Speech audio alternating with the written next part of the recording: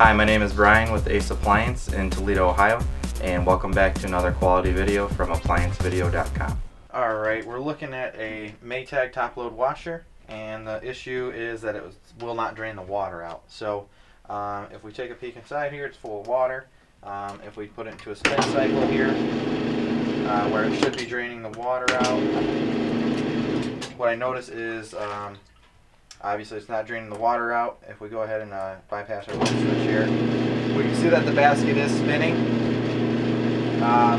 but it's just spinning full of water. It's not able to drain the water out. And if we take a peek at our standpipe or our drain hose, we can see there's no water coming out of it. It should be flushing the water through right now. The tools needed for this repair are a 5/16 nut driver, a Phillips screwdriver, and a putty knife. Alright, to access our drain pump, to see why we're not draining and the component and other components inside of this washer, what we have to do is remove our front panel. To remove our front panel, there's a clip on each side that we're going to have to depress while we pull the panel out. So I'm going to use a putty knife, push in on the clip, and actually we're going to lift up on the lid, not pull out on the front panel. So we're going to lift the lid up here. And it's on a hinge in the back, so we can just, I'm going to have to pull it out a little bit here to be able to have some room to lift it up. So we're going to rest that against the back wall here. Now there's going to be two 5/16 screws on the top to remove the front panel. So we'll remove those.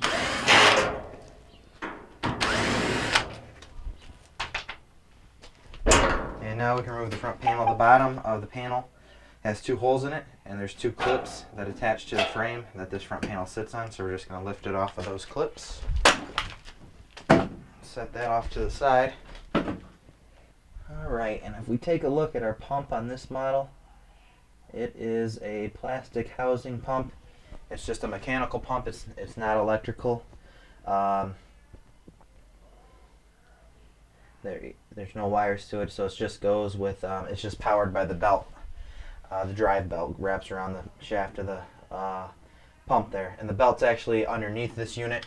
The pump's inside here, but the bearing sticks down through the bottom of the cabinet and is underneath there where the belt attaches to it. So we're going to go ahead and we will go ahead and tip this unit back to look underneath it. And we'll see if our pump is being driven by the belt or what's happening with it. Alright, so there you can see our pump in the back there. You have our the hoses, the drain hose and the tub hose hooked up to it. We're going to look at the bottom there that sits on the bottom of the cabinet. It's attached to the bottom of the cabinet. The bearing goes through a hole through the cabinet and is on the bottom of this washer. So actually we just opened this up to show you where the pump's at. But for diagnostics, we won't have to open this unit up. We're going to take a look at the pump bearing underneath it. Alright, so this is underneath the washer now, and this is our splutch assembly, our pulley that drives the transmission and the basket. Of course, our belt here. This is the motor pulley here, and this is our bearing pulley here in the back. The bearing pulley, it's free. It's not bound up or anything, so my guess at this point is that it's disconnected from the impeller inside of the pump, because we do know that the pump's not clogged. What we did was we laid the standpipe down to the floor, and water did start flowing out of it quite well. So we know there's not a clog anywhere throughout the system, because the water comes right through the drain hose. So what we're gonna do is turn this washer on and just take a look here and see what happens with the washer on if it spins our pump for us.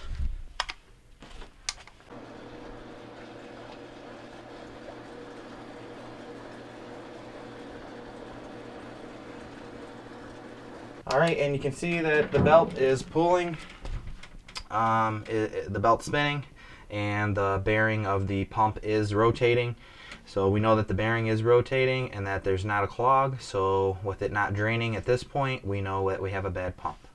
Alright, so we're going to go ahead and put our front panel back together. We don't have the pump at this time, so we're not going to be doing the repair right now. We're just going to show you how how it goes back together. There's the 2 holes in the bottom of the panel on each side, and there's the 2 clips here and over here that goes through those 2 holes. I'm going to do that, and then also you're going to have a tab here and a tab on the other side that goes through the 2 holes of the front panel. So you're going to line those up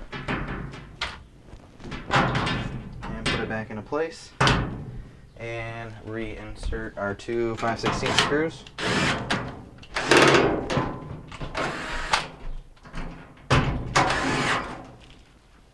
Alright, so what we're going to do then is bring the lid back down and lock it into place on these 2 tabs here. It's just going to snap into place. On each side of the tabs, you're going to have a little metal shaft here on each side that's going to go through the 2 holes of the lid here. So once we line those up, we're just going to then snap it down onto the 2 tabs. So.